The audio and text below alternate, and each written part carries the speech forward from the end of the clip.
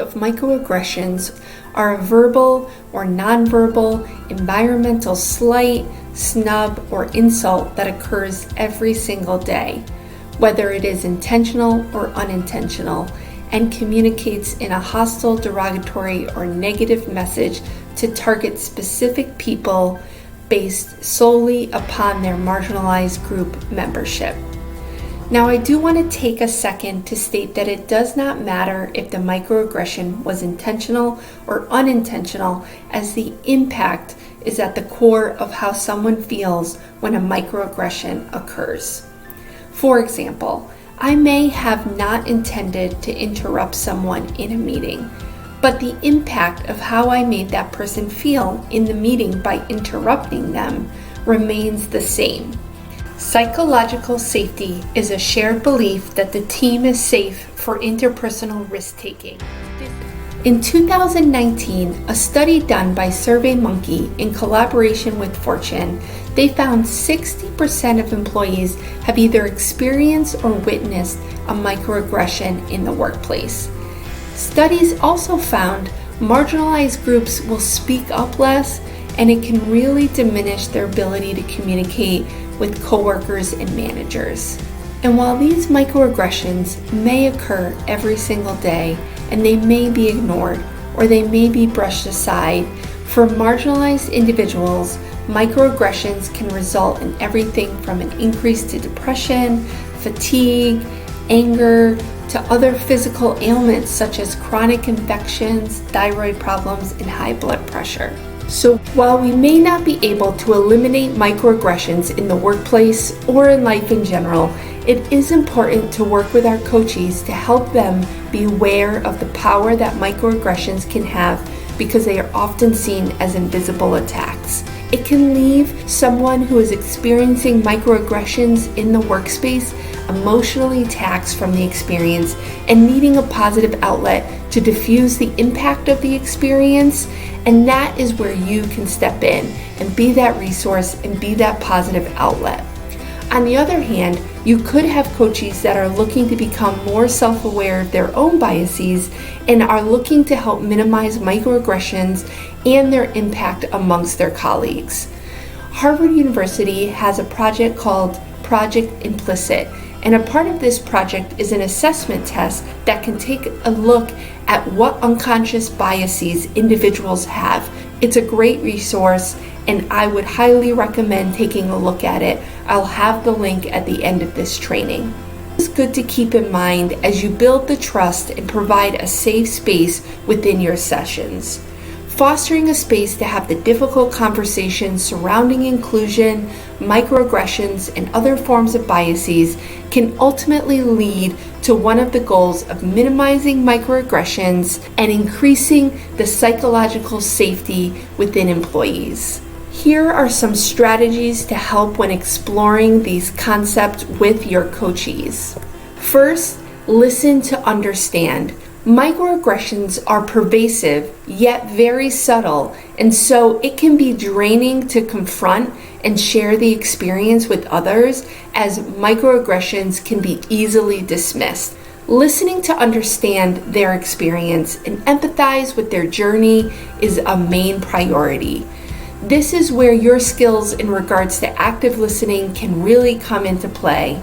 For many, they may feel invisible at work due to the past experiences on other projects, at other companies, and so it's important for coachees to feel heard and validated. Which leads me to my second point in regards to validation. Now, validation can come from other people, like yourself as a coach, but it also can come from the individuals themselves. Self-validation involves recognizing and accepting their own thoughts and feelings, and you can communicate to them that you understand what they're feeling without trying to talk them out of their feelings or shaming them for their feelings. In the last few minutes, I want to take some time to talk about the common phrases that can really impede conversations around microaggressions, and also speak about strategies to enhance relationships with employees. First is, I was only joking, or it was just a joke.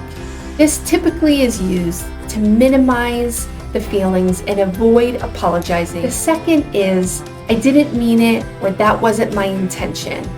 This goes back to that intent versus impact. Another common phrase is, you're wrong, I didn't say it that way. The fourth phrase typically surrounds the idea that the person is friends with the marginalized group, and therefore these statements that someone is bringing to them just can't be true because they're an ally to a marginalized group. The last phrase has to do with a semi-apology. It typically goes, I'm sorry if I offended you. So we are getting closer, but if the person took the risk to share with you that their experience was negative, then it's not about if they were offended, it's that they were offended and that they were looking to have an open dialogue with you. So it was close, but we'll see in the next clip on how to make that even better. The first is apologizing. It really can be as simple as an apology, a true, meaningful apology to diffuse the situation. Now, a correct apology needs to avoid the ifs and the buts when apologizing. So it can be simply as, I'm deeply sorry that I offended you when I shared that joke, and I will make sure that I do not do it again. The second way is to say thank you. I know that it can be difficult for a person to confront another, and so simply adding a thank you for sharing their experience, sharing their feelings, can really diffuse and soften the experience. And lastly, actions speak louder than words. And so if you stated that you're not going to do something, or you are going to do something in the future, make sure that you follow through, as this can really impact the relationship that you have with the person who came to you. So it's important to acknowledge in the moment, but also to progress in the future.